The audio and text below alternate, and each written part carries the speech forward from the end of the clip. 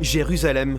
Ici, entre le XIe et le XIIIe siècle, les chrétiens sont venus en croisade défendre leur lieu saint. En route, ils ont laissé des inscriptions dans les églises sur des objets du quotidien. Au Saint-Sépulcre, une fresque aujourd'hui disparue nous ramène à Poitiers.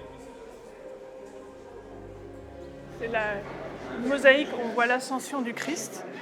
Et en fait, c'est la seule inscription donc avec le mot ascension qui date de l'époque des croisés. Et ici, juste à côté, on sait par les témoignages de pèlerins du XIIe siècle qu'il y avait la même inscription que celle qui est au baptistère Saint-Jean. Donc qui correspond au passage des Actes des Apôtres qui dit, en fait, au moment de l'ascension, homme de Galilée, qui cherchez-vous ? Il est monté au ciel. Voilà, ça raconte l'ascension. Et c'est cette citation biblique, elle était ici, elle était au baptistère Saint-Jean à Poitiers. L'ascension, un thème très exploité, souvent mis en image au Moyen-Âge, et que l'on retrouve donc sur le site où les premiers chrétiens d'Europe furent baptisés. Le baptistère Saint-Jean de Poitiers, dont l'origine remonte au IVe siècle.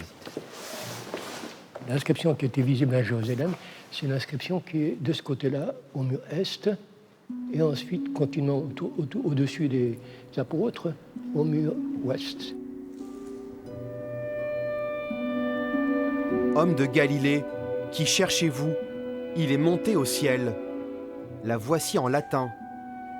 Sa présence ici à Poitiers et auparavant à Jérusalem témoigne à l'époque de l'existence d'un même monde chrétien dans tout le bassin méditerranéen. Ce sont des textes qui sont mis pour être vus, pour être lus, et sans limitation de temps. C'est un des moyens de communication essentiels pour les générations à venir. Et ces textes-là nous disent beaucoup de choses sur la vie religieuse, sur la vie sociale, sur la théologie. Ces inscriptions, Robert Favreau a consacré sa vie à les recenser, à les décrypter. Il a même créé la discipline, l'épigraphie médiévale. À 91 ans, cet éminent professeur continue de s'intéresser au travail de ses successeurs, dont celui d'Estelle Ingrand-Varenne à Jérusalem.